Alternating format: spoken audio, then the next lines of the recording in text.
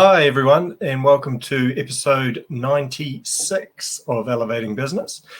And yeah, been a bit of a week of watching the Winter Olympics for us. It's been really cool because with the time zones where we are, we get to watch it sort of in the afternoon, early evening, and yeah, it's been pretty exciting, eh? I honestly don't think I've ever watched them before. Yeah, well, it's incredible, the skill of these Olympians, you know, I mean, the downhill. I was watching the downhill skiing yesterday. It's just amazing. You know, basically they ski on this slope which is way too steep, and it's just completely ice. It's incredible how they can even survive it, let alone you see them falling and they just get straight back up again. Yeah, just absolute athletes. So that's been enjoyable, hasn't it, for us this week? And just sort of a different thing. Well, you're a skier, like you can see the skill and stuff. Like I have skied once with Blair, and I literally did a few runs on baby slope, and that's about it. So for me, seeing those is just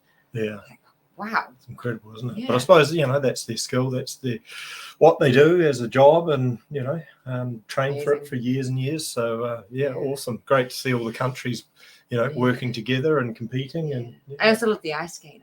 Yeah, you were into the ice skating, weren't you? Just I like the couple when they're doing it as couples. No, it was good to watch. So anyway, without further ado, we'll get into this week's topic, which talking a wee bit around once you've worked out that you're going to start an online business and you've kind of working out what product you want to sell. So how do you validate that business idea or that product? And that's sort of what we want to focus on today. So a few things to start with, like if you're looking at a product and you think, wow, this is great, that's all good. This is the part that you don't want to skimp on in terms of time. A lot of people just skip through this, and they go, oh, I'll grab that product and I'll sell it. And they spend, months and months and months trying to launch this thing online, and it just flops because what they haven't done is they haven't validated the product and looked at the competition and things like that. What do you mean validate? So I mean, making sure that the product isn't way too competitive, it's way too hard to get, way too hard to make. But also everything there's like that. Demand for it, I guess. Yeah, exactly. There's demand. You've got to 100%. You've got to make sure that there's a demand for the product. Yeah. So all of these factors come into it. So that's what validation of the product means. A good point. So I guess you want to make sure that there's not a heap of competition. I mean, there's always going to be competition online these days, and you've got to really approach it with the idea that not a lot of ideas are new. You just want to find a different angle on an idea, so it seems to put you slightly aside from your competition. Or do you slightly undercut your competition in terms of pricing? Yeah, well, that's one avenue you can do. You can that is a method of doing it. But you have to be careful with that though, because sometimes being so competitive, if you undercut your competition, sometimes there's no profit left at the end of the day. So you can do it, but it depends what the product is. So a lower valued product, sometimes that's not an option. Higher value products is generally a bit more margin to do that. So what we want to talk about is we're going to talk about 7 different ways to sort of check your product. And so you can follow those to help you validate what you're looking at the moment.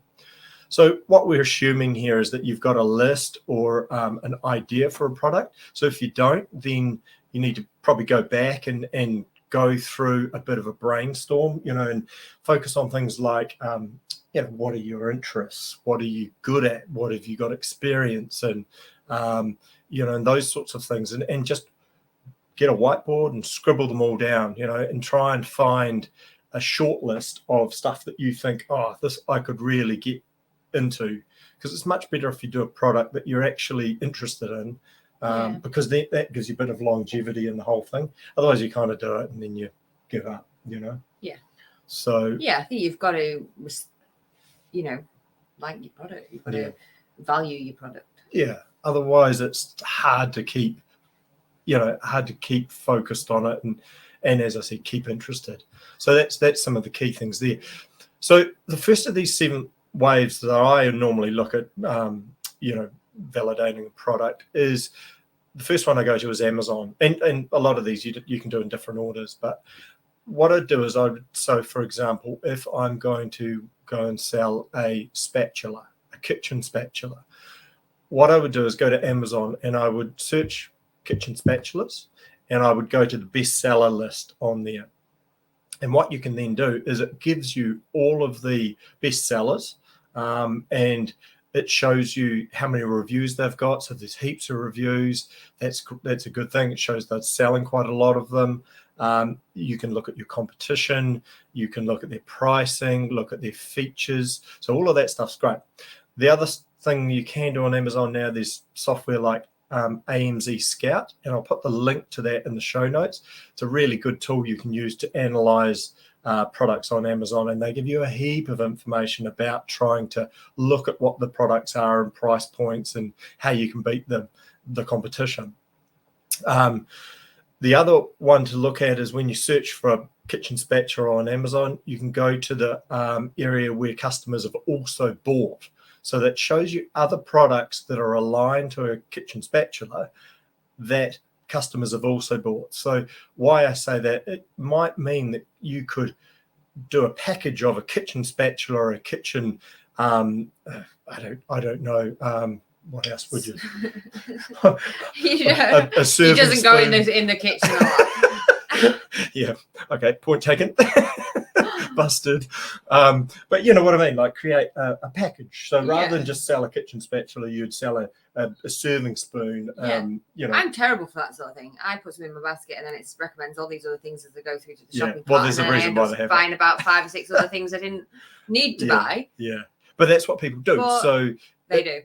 If you can, rather than selling an individual spatula and spoon to a customer, if you can couple them together as a package, then they're going to buy your product over buying them separately. So would you give a discount if they? Well, you could, because that's the thing. This is the thing. It's all about packaging your product in the right way. The other thing you can do is look to improve that product, and so go into the reviews that you see in Amazon. That's a great place to look at your competition and the reviews. Look at what people are saying about that product. They might be saying about your kitchen spatula that, we bought this product and it's, it bent the first day, or it broke, or, it was too weak, or it didn't last. So that's one way you can improve your product. So you can make a stronger spatula that then deals with that customer's pain point. Okay. And that's what we're after. We're after making your product different, so you're beating the competition by improving on people's experiences with the other people's products. Yeah. And always, like on Amazon, you can review the products and actually make sure you answer questions or answer people's reviews. And, if someone says, oh, the spatula's broken, make sure you get back to them and say, oh, I'm so sorry about that. Yeah, that's with your own products. I'm talking about looking at other people's products. Oh, okay. So like, if you're reviewing someone's product, you're looking at their reviews, and if they're good, they will have replied to all of these. You're exactly right. If you're selling on Amazon, you need to be replying to customers' reviews. Because like you say, if I'm buying a product on Amazon, I look at people's reviews. Yeah, people look at the reviews. So use that as a tool to verify your product, or look to improve your product based on what people are saying. Yeah, definitely important. So the second tip we would give you is Google Keyword Tool. Okay, so basically what you can do is go into Google and use the keyword tool to put in a keyword, and that might be kitchen spatula, and that will give you a range of information about how popular that keyword is, how much traffic it's going to get, and also how expensive it would be if you wanted to do paid advertising to sell your product. Okay, so there are a couple of key areas which you can look at, because if you're going into a market and kitchen spatulas have, if they have a huge amount of traffic, then by looking on Google Keyword, then that's great. You've got a big market to sell to. So that would be the second one. Third one is Google Trends. So you can type in kitchen spatula into Google Trends, and that will show you, and you can spread it out over 5 years and show you the trend for that product. So ideally you want a trend that's stable. So it might be going up and down, but it will be stable over those 5 years. Or you can see if it's going up or even if it's going down. See, if it's going down, that could mean that it's a product that's like fidget spinners. They were big 3 or 4 years ago. Not that I ever bought one, but apparently they were the trend. So if you Google trends on fidget spinners, I think you would probably see the trend over the last 5 years. It's a downward trend. So again, would you go and invest into a fidget spinner product? Probably not. So you want to do that to make sure your product's going to be stable. But surely somebody took a hit at some point to start selling fidget spinners, to start the trend. Absolutely. And so that is a good point, and it's something that you can do with a product. You can be a groundbreaker. Backup of some money behind you. You do, yeah. That's what we would call sort of real product development, like real breaking product development. There's a high level of risk doing that because you don't know whether your product's not on the market. So you don't know whether, that's going to work or not. The other way of spinning that one out, so to speak, is you can jump in on the trend. Like if fidget spinners have been trendy in the last 2 months, you've probably got, with that sort of gimmicky toy sort of thing, there is generally a trend in a short-term period where they're going well. So you can jump in on that in the first, say, couple of months, ride it for a year, and then sell your business or move on to another product. You'd have to keep a real close check on it and make, and pull out. You'd want to sell and pull out. Yeah. But then you probably get a bit greedy and like, hang on to it a little bit more. Yeah, well, that's the thing. It's working out when. Yeah. And it's almost, it's not impossible, but you'd have to keep tracking the trend and making sure that you're aware of, where that trend starts to peter off. Greedy. Yeah. It's hard when you're making money online to sell. So we'll touch base with that later in the year when we talk a bit more about selling your online business. So that's tip number 3. Tip number 4 is what we call SWOT, which is strengths, weaknesses, opportunities, and threats. And that's part of your business planning, is that you should do, basically planning around your whole business and looking at the strengths of your product, the weaknesses of it, what opportunities there are, and what threats there are. And threats, I mean by what's the competition doing and all that. So you do an analysis of it. We won't go too much into SWOT here, but if you want to know a bit more about it, we'll put some links in the show notes, and you can look at how you can do a business plan, which would include SWOT. We use LivePlan, which is a software which puts together a template for you for your business plan. Highly recommend it. It's a really easy way to actually get a business plan together and do that SWOT analysis. The other tip, which is number 5, is one that I always like, is phone a friend. Okay, so when you come up with a business idea or a product idea, you sometimes fall in love with it and you get clouded vision. So you think it's going to be successful. Yeah. And, it doesn't matter what happens. You just think this is going to be successful no matter what. I'm in love with this product. Everyone's going to buy it. The best thing to do is phone a good friend of yours and say to them, hey, look, what do you think about this product? Get some honest opinions on it. Any friend, whether they have no sense of business whatsoever or a business friend? Well, yeah, I guess it's probably someone that's, a bit more business minded. But, everyone's got friends that are, or family, because family sometimes... Well, family and friends. Friends are family. Family are friends. Not necessarily. Oh, dear. Don't let your parents see this. Oh, yeah, they're my mum and dad. I wouldn't... No, but you could ring them and say, hey, look, I've got this business idea. Yeah. What do you think? And they're not necessarily in business at the moment, but they're going to give you a good... I mean, they're retired teachers. They have, basic level of knowledge. Yeah. But, they're going to give you an honest opinion of what it is. Yeah. If you say, well, I'm going to sell this teddy bear that has got a coffee cup attached to it, and people are going to drink the coffee cup because they love teddy bears. That's a ridiculous idea. No one's ever going to buy that. So, but you might be in love with that. That's a massive exaggeration, but, you see what I mean? It's about getting someone to actually pull you out of that. Yeah, but you've got to be careful who, like I said, family, but you've got to be careful as well, because maybe you get advice from a couple of people. Exactly. Yeah. I'm not saying one person. Yeah. I think you've got to canvass it over a number of people. But one thing that I've seen is people don't like, approaching people about it. They don't like, being questioned about their idea. And that's the hardest thing to do, is actually phone a friend and get criticism about your product. But sometimes that's the best way to validate it. Yeah, they'll see holes in it where you might not have. And yeah. Or areas to just look at further, do some more research or whatever. Yeah. So with those 5 tips, that's what I would kind of do with your shortlist. So run those products through those 5 areas and see how they all pan out. Once you come down with a sort of a final product, I would move on to these second to last tips, which is number 6, is you can, do what we call a survey. So you can actually go and survey a group of people, just members of the public. And there's different options for this online, where you can put a product out there and get it surveyed to see if it's going to be useful to people, and they'll give you feedback.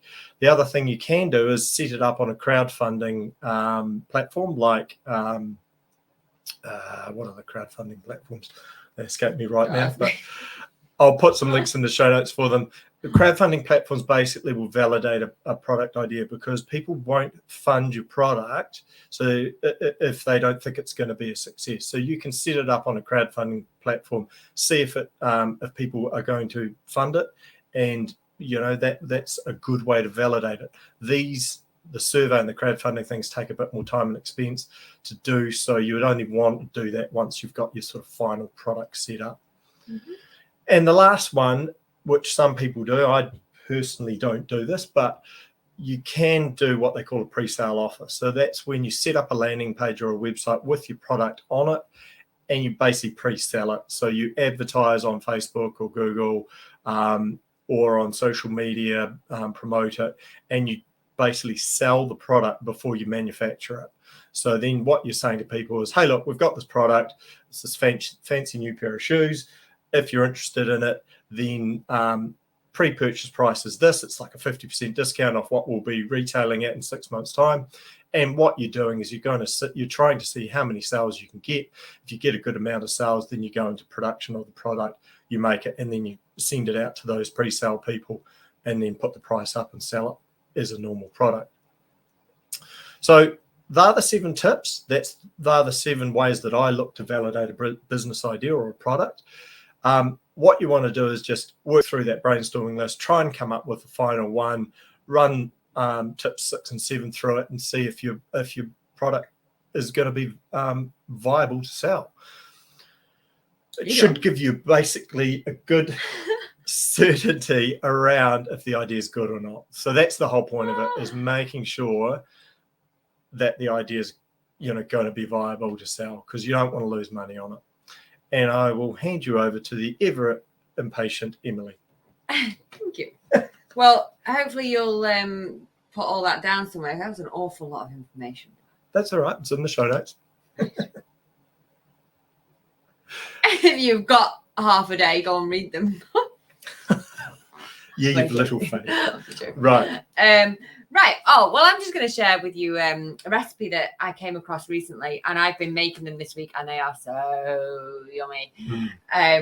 They're called Bliss Balls, and they're so easy to make.